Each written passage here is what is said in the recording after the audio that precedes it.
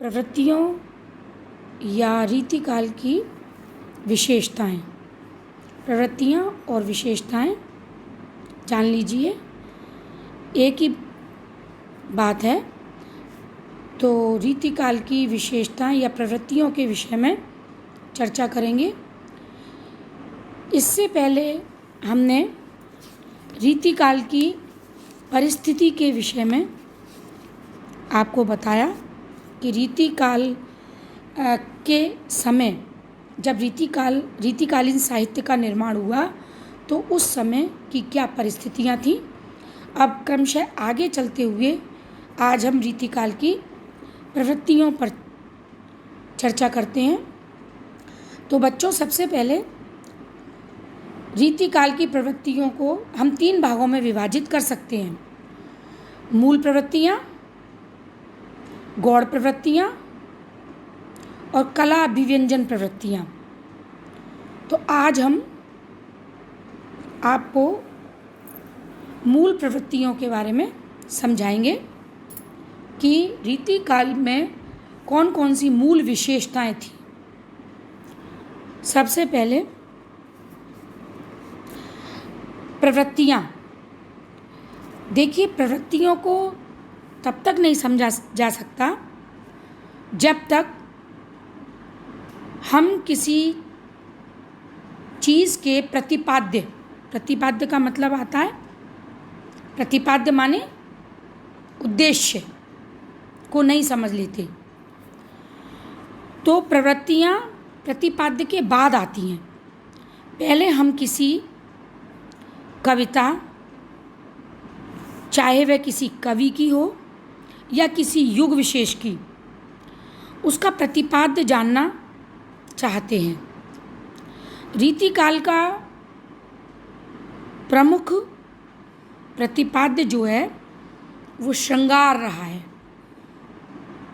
ठीक है, श्रृंगार के सभी संभव पक्षों को इस काल के कवियों ने अपनी कविताओं में स्थान दिया है। अतः रीतिकाल का प्रमुख प्रतिपाद्य क्या हुआ? श्रृंगार। श्रृंगार तो है ही, लेकिन रीति निरूपण भी है। इस काल के कवियों ने विविध काव्यांगों को अपना प्रतिपाद्य बनाया। अतः रीति काल का जो रीति शब्द एक विशेष परंपरा की ओर संकेत करता है, ये हम आपको पहले भी बता चुके हैं। तो काव्यशास्त्र में रीति एक सिद्धांत है और यह सिद्धांत काव्य रचना की पद्धति का विशेष पोषण करता है। इस युग में काव्य रचना की एक विशेष पद्धति चल पड़ी। एक रीति विशेष से काव्य रचना होने लगी। तो इस वजह से शुक्ल जी ने इस काल को ही रीतिकाल का नाम दिया। तो इस रीति के अतिरिक्त जो रचना करने का जो प्रतिपाद्य था, जो उद्देश्य था, वो था श्रृंगार। तो श्रृंगार जो है इसकी मूल प्रवृत्ति का कारण बना इस काल की। अब हम सबसे पहले इसमें लेते हैं लक्षण ग्रंथों की रचना। मूल प्रवृत्ति के अंतर्गत लक्षण ग्रंथों की रचना। तो ये जान लीजिए कि रीतिकाल तक आते आते संस्कृत का जो काव्यशास्त्र था वो अपने चरम उत्कर्ष तक पहुंच चुका था और उसका प्रभाव कवियों के मानस पर भक्ति काल से ही प्रारंभ हो चुका था। अतः रीतिकाल की रचना का जो सूत्रपात हुआ वो भक्ति काल में ही प्रारंभ हो गया। भक्ति काल के अंतिम कवि केशव ने अपने रीति ग्रंथों में विभिन्न काव्यांगों के विवेचन द्वारा लक्षण ग्रंथों की रचना करने का प्रवर्तन किया। यह परंपरा कुछ समय तक बंद रही, किंतु चिंतामणि त्रिपाठी के लक्षण ग्रंथों के साथ अबाध रूप से उभर उठी। तो इस काल में लक्षण ग्रंथों की रचनाएं हुई। भागीरथ मिश्र ने जैसा कि लिखा कि हिंदी लक्षणकारों या रीति ग्रंथकारों के सामने कोई वास्तविक काव्य शास्त्रीय समस्या नहीं थी। इनका उद्देश्य तो विद्वानों के लिए काव्य शास्त्र के ग्रंथों का निर्माण करना नहीं था, वरन इसके अतिरिक्त कवियों और साहित्यकारों को काव्य शास्त्र के विषयों से परिचित कराना था। तो इस प्रकार हम कह सकते हैं कि इस काव्य की मूल प्रवृत्ति के अंतर्गत लक्षण ग्रंथों की रचना का एक उद्देश्य था और वो इसकी विशेषता बनी। अब दूसरा आता है कि जो कवि थे उस समय के, उनके अंदर कवि या आचार्य बनने की ललक यानी भारी मात्रा में ललक थी। उस समय के कवियों में कवि या आचार्य बनने की ललक थी। ये हमारा दूसरा पॉइंट है जिस पर हम चर्चा करेंगे। रीतिकाल के प्राय सभी कवियों में आचार्य बनने की ललक जाग उठी। सभी ने स्वरचित लक्षण व उदाहरण देते हुए काव्य के विभिन्न अंगों से संबंधित लक्षण ग्रंथों की रचना की। हिंदी लक्षण ग्रंथों की परिपाटी में रचना करने वाले सैकड़ों कवि हुए, वे आचार्य की कोटि में नहीं आ सके। वे वास्तव में कवि थे। इन रीति ग्रंथों पर निर्भर रहने वालों का ज्ञान जो है वो अधूरा सा था, और रीति ग्रंथों के जो कर्ता थे वो भावुक, सहृदय और निपुण कवि थे। उनका उद्देश्य कविता करना था, ना कि काव्यांगों का शास्त्रीय दृष्टि से निरूपण करना। डॉक्टर श्याम सुंदर दास ने कहा कि आचारत्व और कवित्व के मिश्रण ने भी ऐसी खिचड़ी पकाई जो स्वादिष्ट होने पर भी हितकर ना हुई। आचार्यत्व में संस्कृत की बहुत कुछ नकल की गई और वह भी एकांगी थी। अतः हम कह सकते हैं कि आचारत्व दिखाने वाले कवि शिक्षा मात्र हैं, जिनमें मौलिकता का अभाव है और एक प्रकार से खाना पूर्ति जैसा लगता है, जिसमें केशव, मतीराम जैसे कवियों ने इस क्षेत्र में अन्य कविताओं की अपेक्षा थोड़ी सी अधिक सफलता प्राप्त की। तो हर एक कवि के अंदर इस काल में कवि या आचार्य बनने की एक ललक सी दिखाई दी। आगे बढ़ते हुए अब हम इसका तीसरा जो पॉइंट है वो श्रृंगारिकता। श्रृंगारिकता के अंतर्गत हम कह सकते हैं कि रीति काल में श्रृंगार रस की प्रधानता रही, ये निश्चित है। और श्रृंगार के दोनों पक्ष यानी पक्ष दोनों, वियोग और संयोग, नायक नायिका के भेद भी इस काव्य में मिलते हैं। परंपरागत रूप में भक्ति काल से ही रीति या प्रेम भाव की सामग्री प्राप्त कर इस युग ने श्रृंगार को एक तरीके से रस राज के रूप में प्रतिष्ठित कर दिया।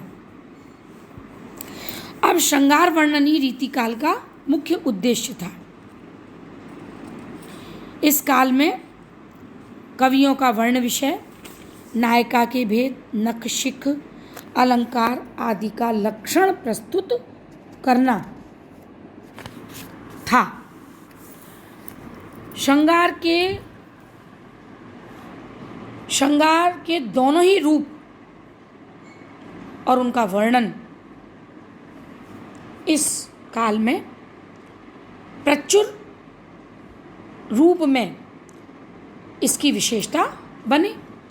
संयोग वर्णन में हाव भाव, अनुभाव, स्पर्श सुख, रति वर्णन को ही महत्ता दी गई। इस दिशा में बिहारी का एक दोहा आप सबने सुना होगा, हो सकता है नहीं सुना हो। बतरस लालच लाल की, मुरली धरी लुका है, सोह करे बोहन हंसे, देन कहे नटी जाए। अब आता वियोग वर्णन।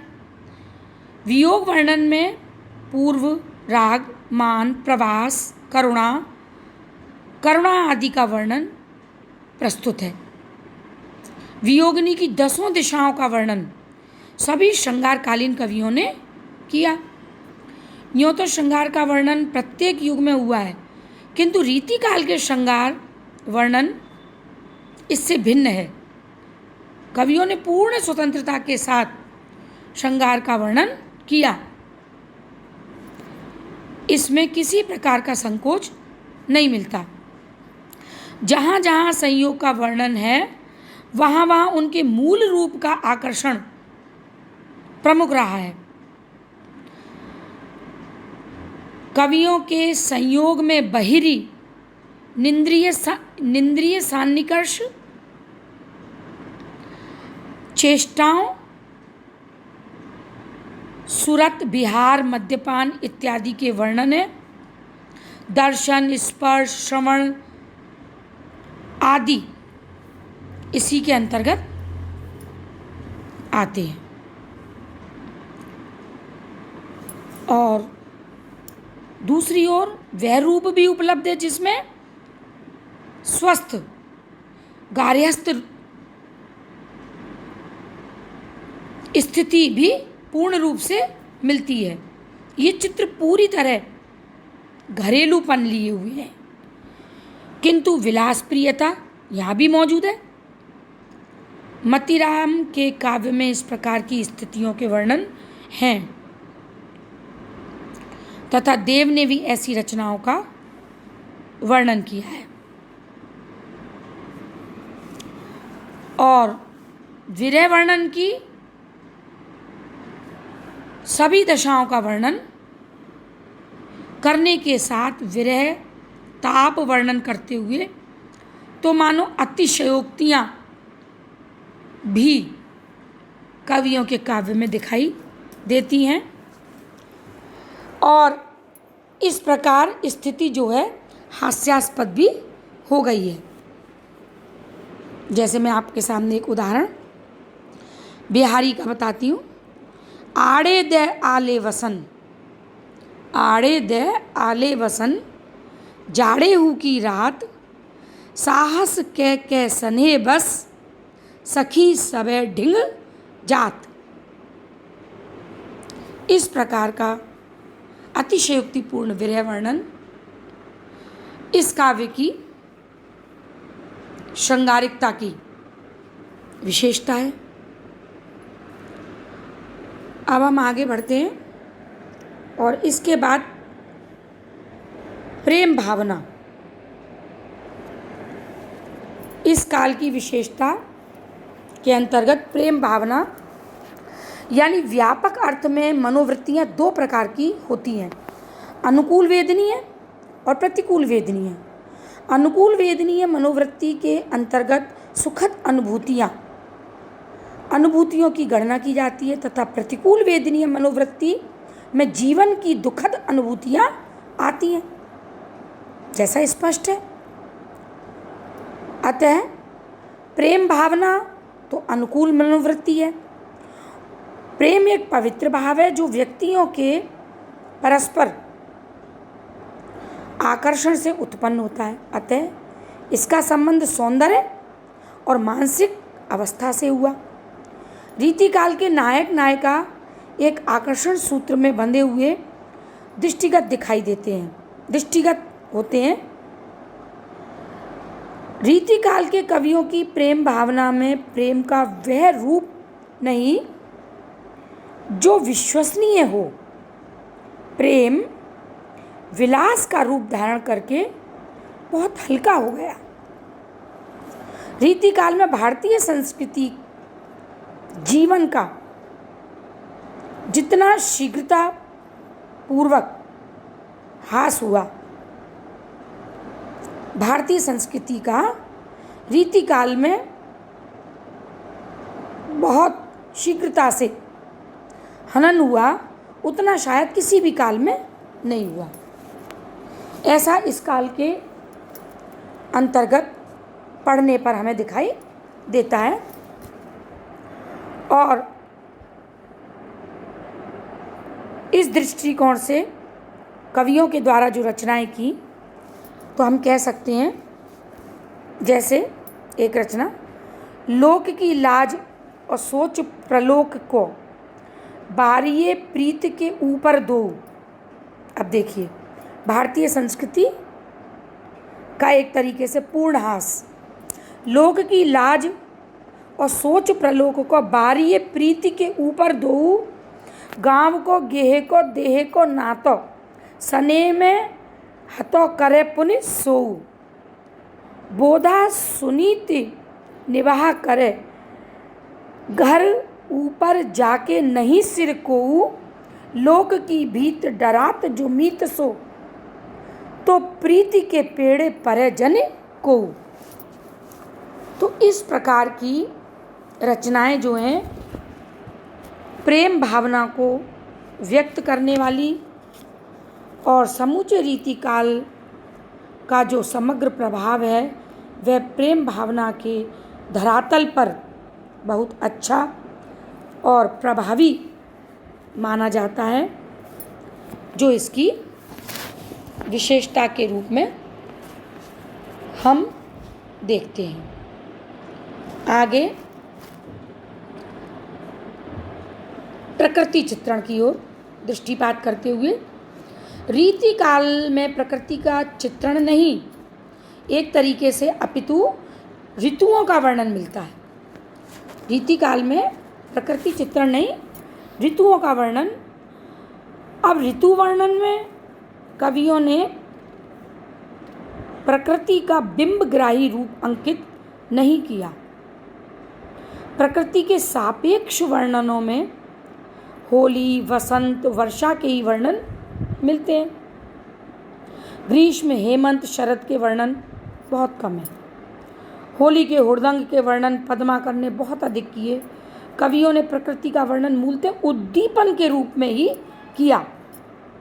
रीतिकालीन काव्य में प्रकृति वर्णन पर्याप्त मात्रा में मिलता है। प्राय सभी कवि प्रकृति वर्णन की ओर निश्चित रूप से अग्रसर हुए, किंतु रीतिकालीन प्रकृति वर्णन आकर्षण कम है।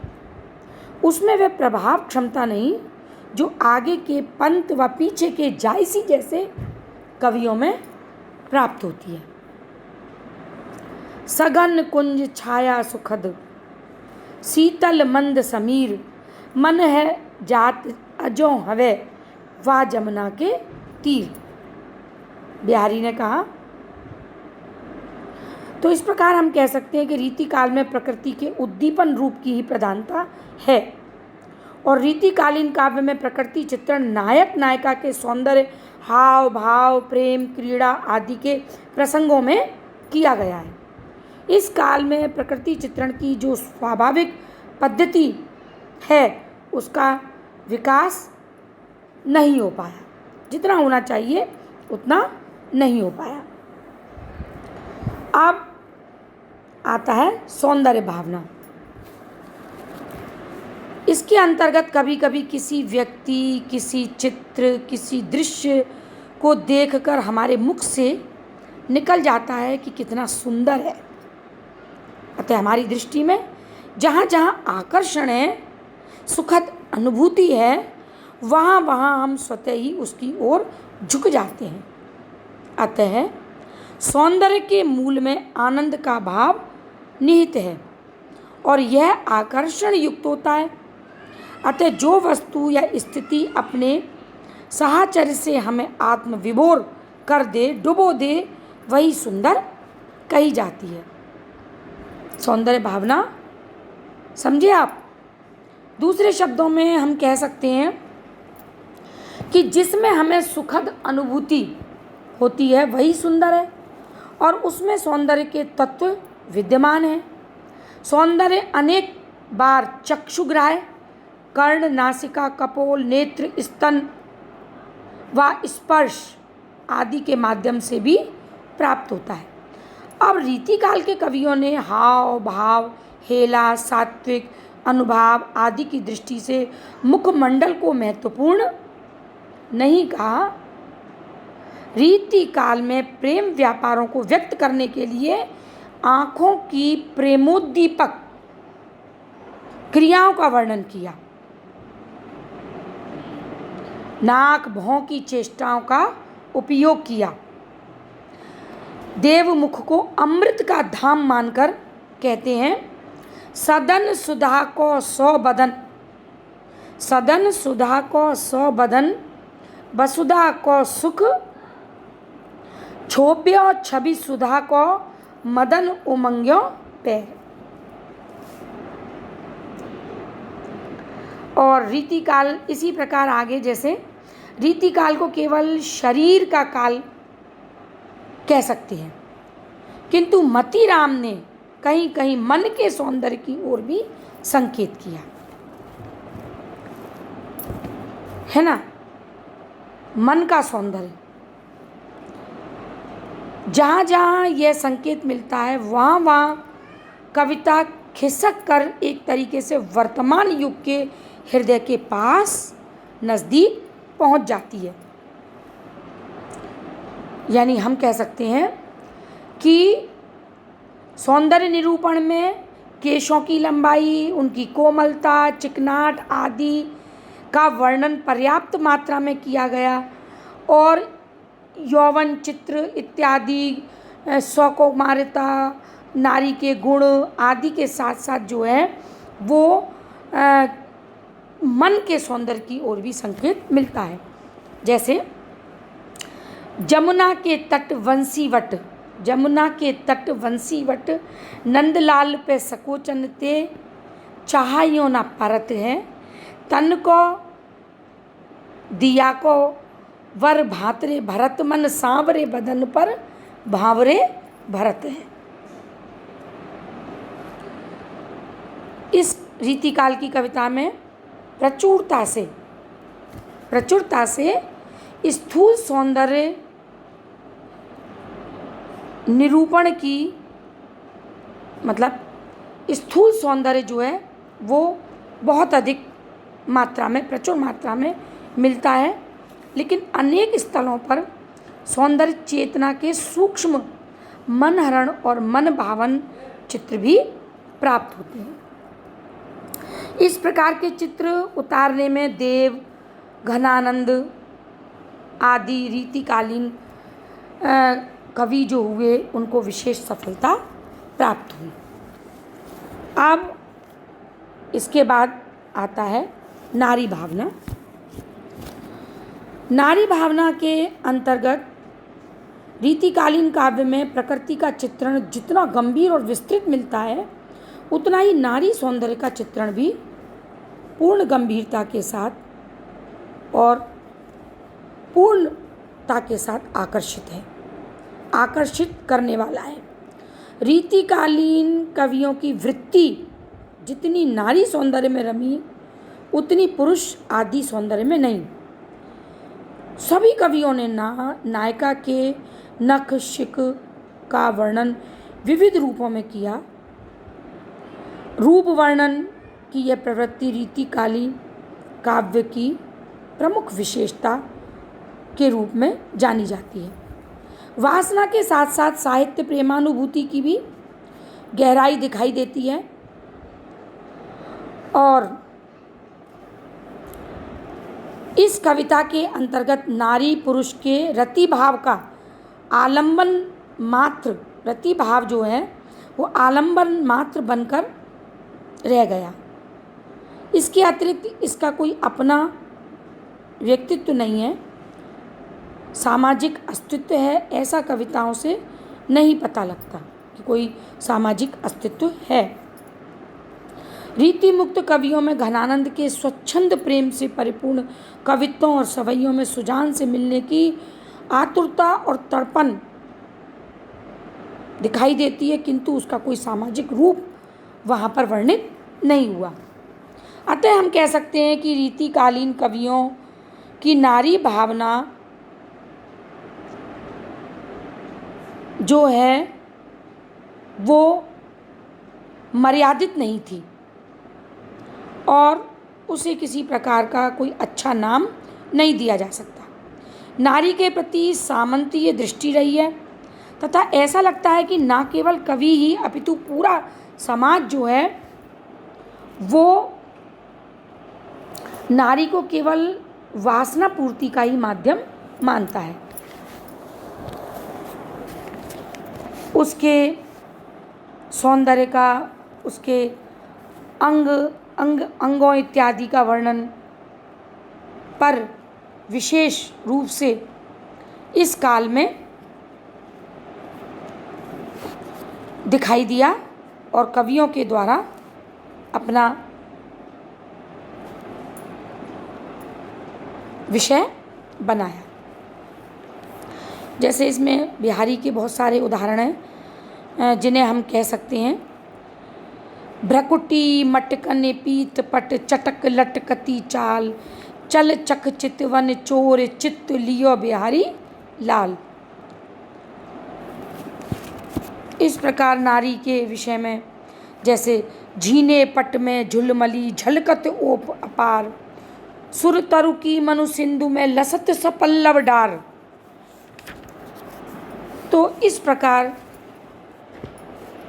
कवियों के काव्य में नारी के प्रति जो भाव था वो वासना की पूर्ति या उनके अंग प्रत्यंगों का वर्णन, एक तरीके से उनके भावों में श्रृंगार, नख से लेकर शिक तक का सौंदर्य वर्णन इत्यादि ही नारी के प्रति जो भाव हैं वो काव्य में, रीतिकालीन काव्य की विशेषताओं में दिखाई देते हैं।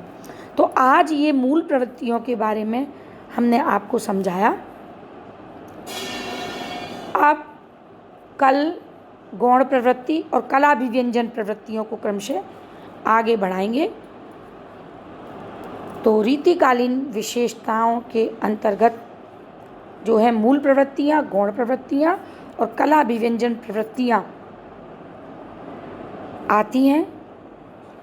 मूल प्रवृत्तियों के अंतर्गत जो विशेषताएं थीं उनकी हमने चर्चा की, जिनके अंतर्गत कवियों के द्वारा लक्षण ग्रंथों की रचना, कवि आचार्य बनने की ललक, श्रृंगारिकता, प्रेम भावना, प्रकृति चित्रण, नारी सौंदर्य, नारी भावना आदि विशेषताएं मूल प्रवृत्तियों के अंतर्गत हम काव्य के अंतर्गत रीतिकालीन कविता में देख सकते हैं या पढ़ सकते हैं। आज इतना ही बच्चों, धन्यवाद।